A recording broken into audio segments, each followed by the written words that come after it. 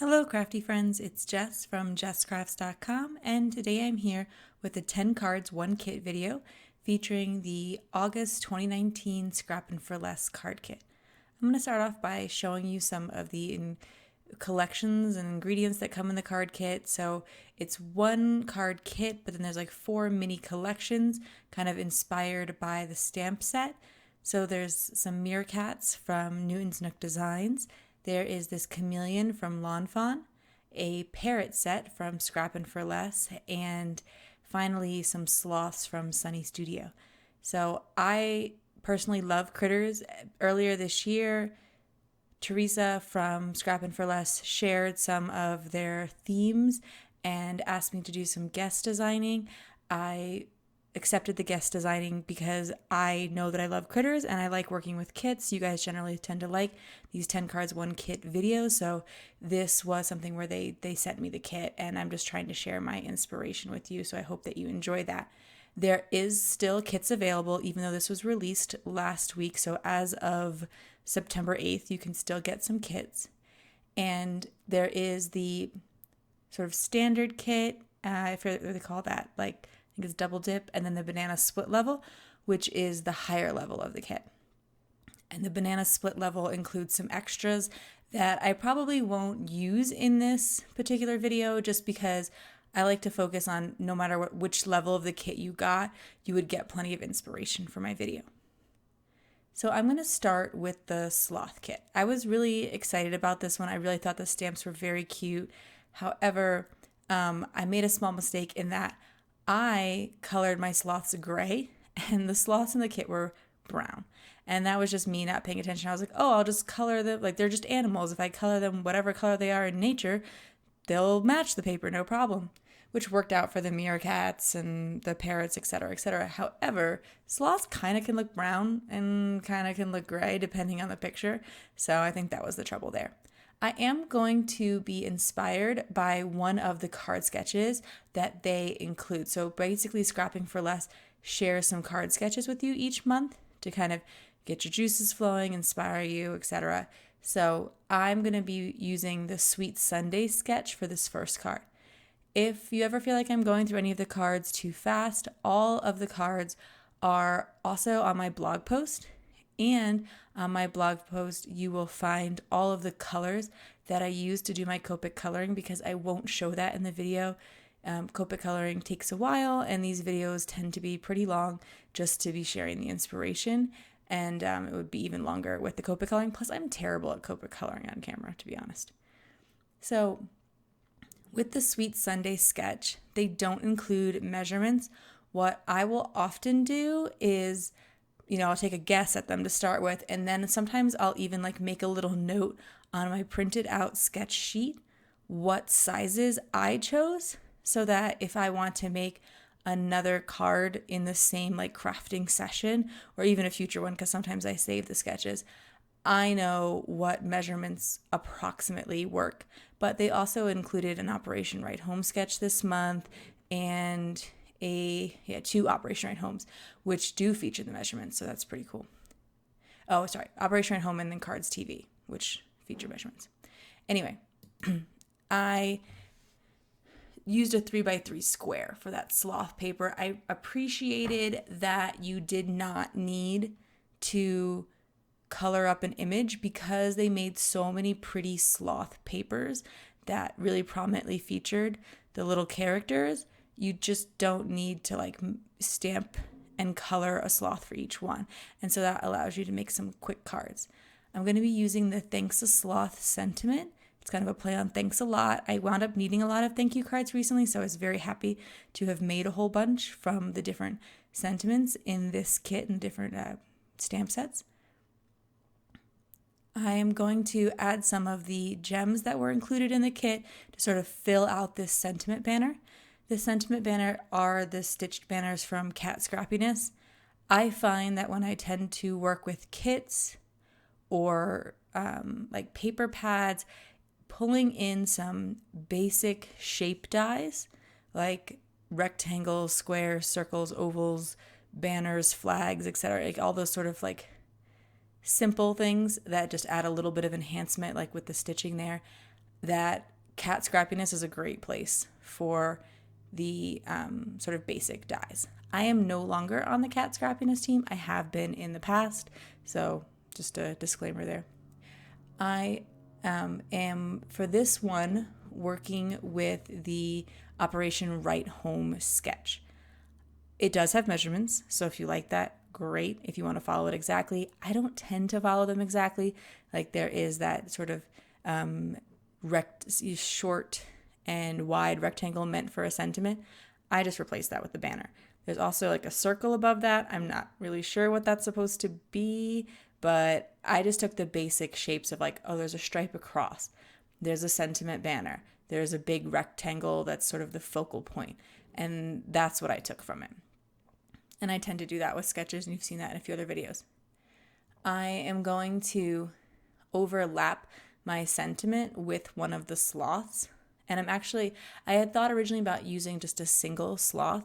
However, I found that like he didn't have enough visual weight, since these are sometimes smaller stamp sets, in that particular rectangle. So I decided that I would use 2 different sloths to fill it. Now, there's that basic idea of like using odd numbers tends to look good. So like if you're going to use something, you should use 1 of it or 3 of it or 5 of it. So like if you're going to use jewels, use 1 jewel, 3 jewels, or 5 jewels or something like that. And so in theory, like if I was following that precisely, I should have used 3 sloths. But I think sometimes with the bigger elements, it's not as important to follow that rule. That is just not, it's not a rule anyway, it's just a guideline. So that was my thought process there. I decided to sort of cover the other end of the banner with the sloth. I was having a really hard time deciding where I wanted to place them, but I ultimately ended up putting the sloth that was sort of vertical on the top and the horizontal one on the bottom.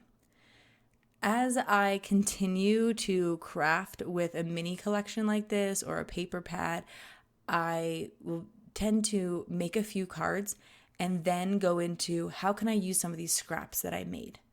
Rather than following the sketches as much, although I have to say that I wouldn't do that, I do tend to focus on like, okay, so what little bits of paper am I creating? Can I turn those specifically into a card so that I am not left at the end with a bunch of teeny tiny pieces or just scraps and I'm not really sure what to do with them.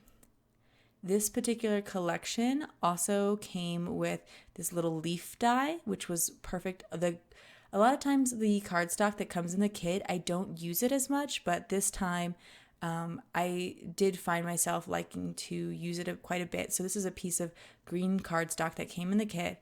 I cut the leaves out of it. I cut all the sentiment banners out of it. And I'm going to trim off that other end of the sentiment banner so that it can line up with the edge there of that blue paper. Normally, I would have glued that down first before I glued down the blue paper so that I could trim it exactly.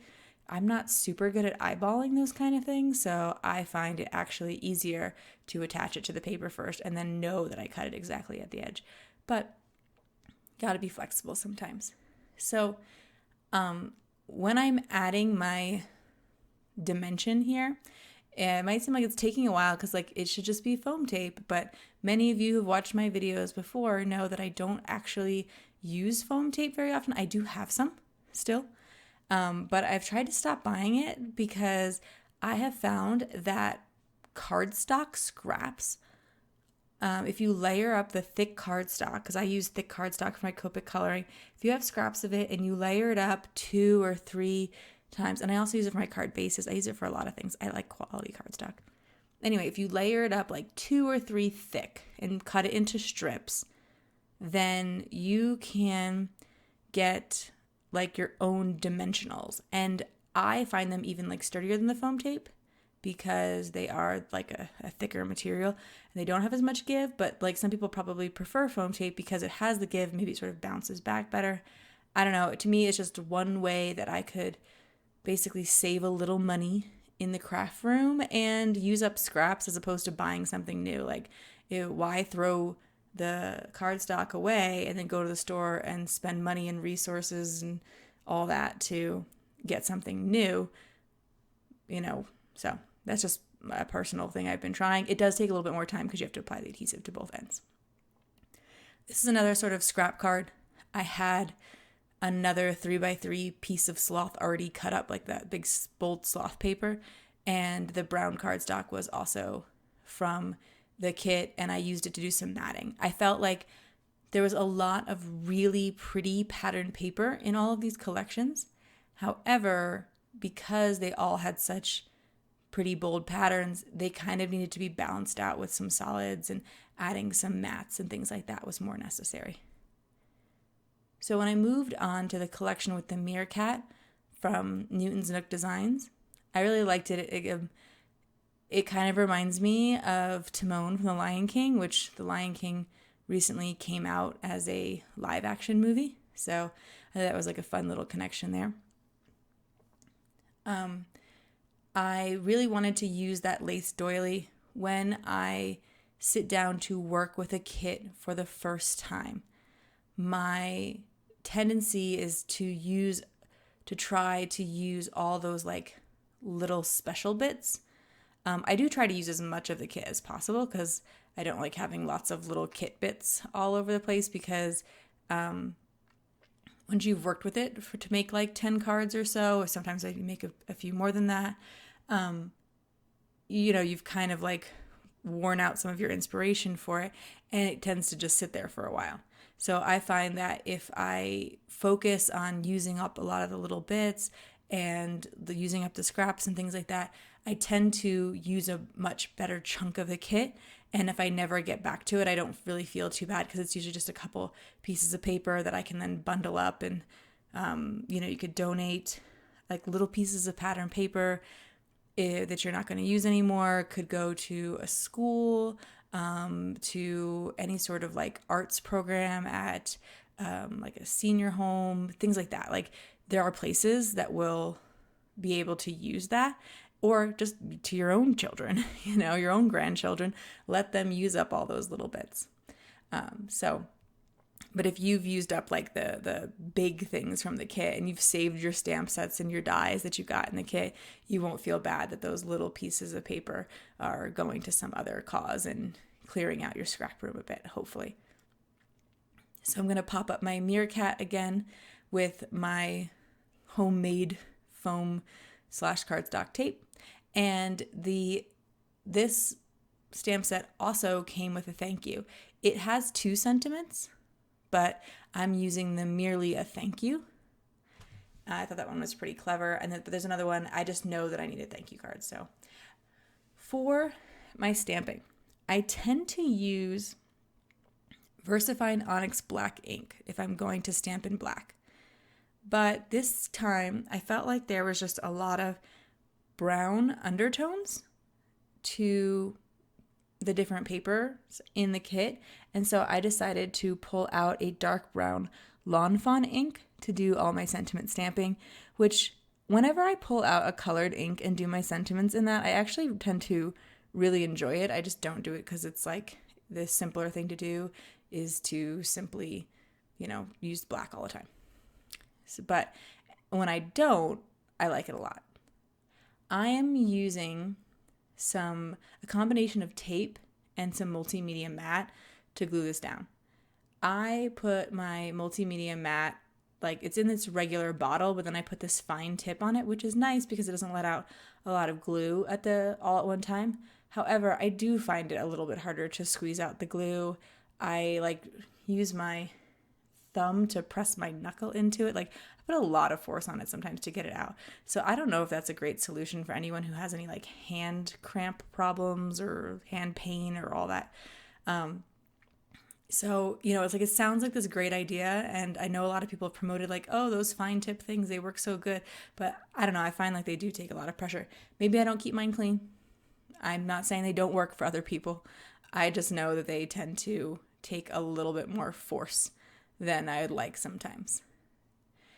This card is admittedly quite similar to the first card because I cut my doily right in half, and I wanted to use 2 halves of it, and I thought that the doily would make a great focal point. At this point, I've kind of ignored the sketches, and I've just been using the doily as like the inspiration and jumping off point. So, this time instead of using a really wide banner, I'm using some scraps to make these really thinner banners. When I make a banner, you could, like I mentioned that I had the cat Scrappiness stitched banner set out. I could have cut them with that. It takes a little longer, and when I'm making a bunch of cards, I'm not always wanting to do the longer thing. So I just go to the edge and I cut down the center, and then I cut 2 little triangles out by cutting from the sides. You've seen me do it plenty of times. Lots of other people do it that way, so I'm sure you know how to get that done. But to me, it's just a really fast way, and cutting down the center as opposed to cutting from the sides tends to make it look a little bit more straight. I stamped the sentiment on the pattern paper. This pattern paper was a little busy for a sentiment, but not too busy that it wasn't readable, so I stuck with it. All of the paper is, as far as I understand, produced by Scrappin' for Less, so it's unique. It's not like they're giving you a portion of a paper pad you might already have, so that's a pretty cool thing there. And then, as I mentioned, going back to the idea of using up the like embellishments and the big things from the kit, there was this flower, which is like a canvas flower with I think it's a brown plastic button. But it was attached to some really thick twine. And at first I thought about how I might use it together, but I realized that if I took it off the twine, I could easily just kind of like use it to ground my meerkat here. And then even if I didn't use the twine, at least I used like a good chunk of what it was. So I just decided to do that. And I just kind of left the twine for another project, another day, something like that. Next up, I'm working with the set that includes the chameleon from Lawn Fawn. I think I mentioned this before, but I pre-colored all my images. So if you want to know what colors I use to color any of these, please just go to the blog post, and I specifically address all of the colors. I do tend to, like if I am using a brown for the tree branches and then I need a brown for my critters, I tend to try to use the same browns, like have some overlap just so that I'm not pulling out every marker in my collection. And I suggest you try to do the same thing, like rather than feeling like you need every single Copic marker that's out there, just picking what kind of browns you feel like you use the most, because you know what critters you color the most, and then other things in the world like tree branches and whatever can be the same browns, and it's one way to use less markers. This, I want to say it was like kind of like a leathery string, was a little bit finicky to work with. It didn't really want to like bend and play nice, so I used a lot of tape. I found Scotch tape to be a little bit easier to use for this. I don't know that Scotch tape is acid free and survive forever. It will probably eventually discolor the card. I am not looking to make archival quality cards. I don't use archival quality adhesive, so that's just a personal preference. I know some people, like when they're doing scrapbooking especially, avoid things like Scotch tape for that reason. I did find that I definitely need to pop up my circle. I am going to the Mojo Monday sketch that was included because I wanted to go back to the sketches after doing the Meerkat collection and kind of ignoring them for a bit. And I was trying to figure out how to incorporate these flags because I just said to you that I try to use up these things.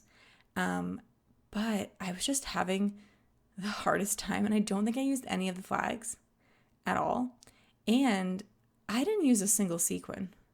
And that's a little bit just like my personal style. I think sequins are pretty, and I use them a lot. But in terms of just like gluing them on as an embellishment, I have found that they tend to fall off kind of easily. Like I have used multimedia matte, I've used glue dots, and they do stick pretty good, but like any sort of rough handling of a card can have them pop off. And so it depends on like what I'm making the card for. If I'm making it for a friend and I know that it's not a big deal if my sequins fall off, then I'll go for it.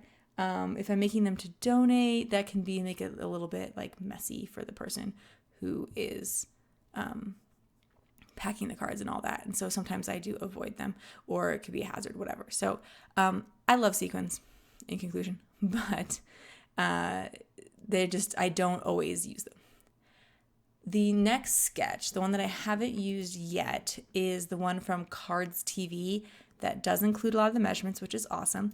And I pulled in my cat Scrappiness scallop stitch ovals and my MFT stitched ovals. Cat makes stitched ovals, I believe. So if you just want to get two sets that work together, I'd go there. But I already had my MFT ones before I discovered Cat's. And hers are also a lot more reasonable. Like their prices on them tend to be. But anyway, I'm using that sketch. And I am not, again, super strict about it because, like, I think technically you're supposed to layer the strip of paper that goes across too. But I only had the one piece of brown cardstock. I wasn't sure, what I was all going to use it for yet. And so I decided to just leave that as a strip of paper. Again, here I'm going to try to pull in this flag. I think I would have stamped the sentiment on the flag, except for that, unfortunately, the flag was a little small for it. You couldn't fit the word chameleon across it. And so I wasn't sure how to use it. And then again, it was white. So the white can provide a nice backdrop, of course. But it just tended to blend in too much instead of standing out. So my recommendation for trying to figure out how you should actually, how you might actually go about using those flags is maybe to take your distress inks or something similar and color them in. You could use your Copic markers too, actually. Whatever you're already using to add color, maybe I would have used them more if they were colorful. So just a thought of how you could do things differently than I did. I cut up one of the cat Scrappiness banners to make those two small banners that make up the sentiment, "You're one in a chameleon." I thought that was actually a really useful thank you sentiment as well. You could use it for that, or you could use it for encouragement.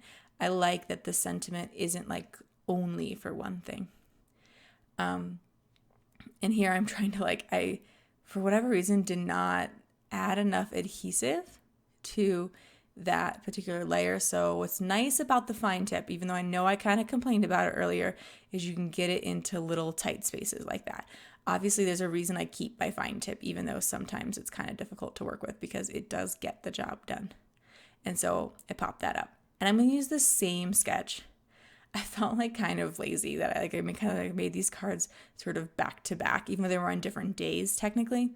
I was just well, to be honest, I just wanted to finish up and make the last two cards that I needed to complete 10 cards. So I'm going to make a very similar sort of card just with this new paper collection. The parrots were not my favorite stamp. I liked them. I liked all the stamps a lot. Just if I had to pick a favorite, it probably wouldn't be parrots because they're just not my favorite animal. Sloths are so much cuter. But I loved this paper collection. Especially that leaf background that he's on right now is just so pretty. I don't know, this whole collection, I just really, really adored the paper in. And so, yeah, it was interesting to me. And there's technically, I think in the paper, there's no red. It's more of this pink color and this yellow and blue. But I tried to color the parrots in a traditional sort of, I think it's a macaw pattern. There's a couple of different parrots out there.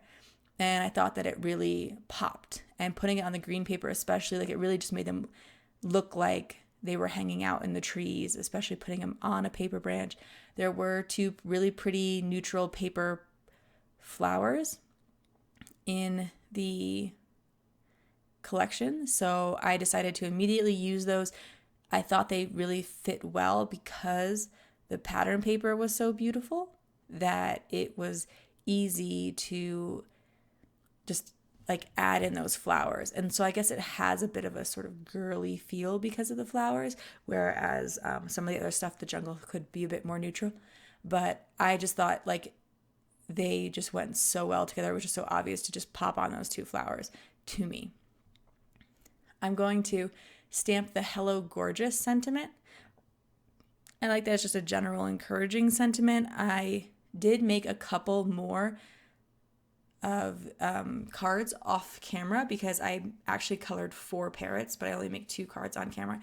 And I did make those thank yous because that's what I needed, but I do like this sentiment. And I already used one of these cards. In fact, I think my sister has this card already because I am recently better at giving cards than I am at recording videos. Sometimes it's the opposite, but you know, this time it was all about like actually giving cards. So that's good. And I am going to, this is blue cardstock from the kit. This is where I remembered to actually glue the sentiment down first and then cut from the back so like it lines up perfectly. That's what I certainly prefer to do. Here, in order to make it sit right, I needed to give it a little bit of extra room on the side there. So I'm going back to the Sloth Kit and pulling out that green gem and just sort of filling in that space. I probably could have put a sequin there too though, because there were sequins in the Parrot kit. I just, like the gems already had adhesive on the back. So it was the fast and easy thing to do. And sometimes I'm just going to do the fast and easy thing with this style of card making. So I'm returning one last time to the Sweet Sunday sketch, not following it exactly. I haven't ever followed it exactly, but getting pretty close this time. Another little square of that gorgeous leaf paper. Like, it's one of those papers that makes you like say like, oh, I don't want to use it because it's so versatile, so pretty. I could see using several sheets of it, but I force myself to cut up those papers. I don't save papers for special occasions anymore. I don't save them for the exact right card. I just make the card and I enjoy them. And so I'm going to put my little bird back on here. I'll just use the other bird to kind of switch it up a bit. I like putting him on the branches, but I only colored 2 branches but 4 birds, which I kind of regretted later. But it was just because like I stamped each of the stamp sets 2 times, and whatever that got me is what I colored. So there's only 1 branch, but 2 birds in the stamp set. So I wound up with less birds than branches. But if you plan better, or if you're taking your time more, maybe you'd consider how many of each thing you'd want and you'd actually stamp them. Or you could do like the reasonable thing. I could have just stamped 2 more, cut and colored them. But I was like, I don't want to bring out my scan and cut again. I just want to get these cards done and I don't need the branch. They're still super cute without it. So put the little cardboard pop-ups behind him, having him sit there on the branch, and then I'll add the flower as a finishing touch. That kind of goes to the button in the Sweet Sunday sketch, which is why I almost did all the things that it suggested this time. And so that is it for all of my cards today. I hope you enjoyed this video. Maybe if you really appreciate rambling on about crafty stuff, this is your kind of video.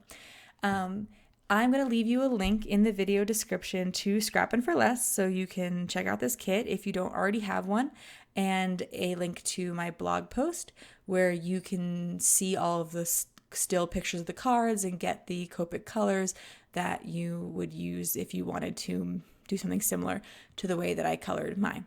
If you liked this 10 cards 1 kit video, I have a few more on my channel, other Scrappin' for Less kits if you're a subscriber, but I also have 6x6 paper pad tutorials on my channel if you like just seeing how to make a bunch of cards at once. Anyway, thank you so much for watching. Have an awesome day. Bye.